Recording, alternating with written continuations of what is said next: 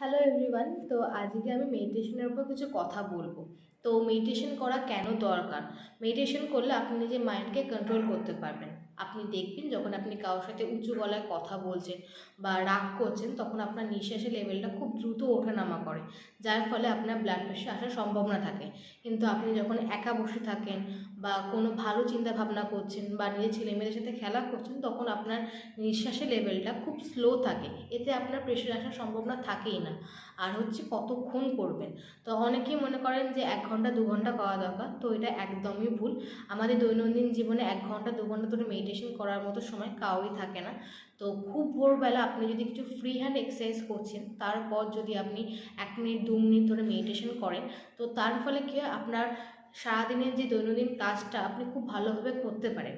আর এই 1-2 মিনিট করার ফলে আপনি দেখবেন যে কোনো নেগেটিভ চিন্তাভাবনা আপনার মাইন্ডে আসে না, সারা দিনটা আপনার ভালো থাকবে। তো এইরকমই আরও ছোটো হেলদি আর ফিটনেস টিপস পেতে আপনি আমাদের সন্ধ্যাবেলা জুম সেশন অ্যাটেন্ড করতে পারেন। 1 ঘন্টা সেশন, ফ্রি সেশন, এরকম অনেক ছোটো ছোটো টিপস সেখানে দেওয়া হয়। আর আপনি যদি চান, ওপরে লেখা এই নাম্বারে আপনি আমাদের সাথে কন্ট্যাক্ট করে নিজের জন্য একটা সিট বুক করতে পারেন। তো থ্যাংক ইউ।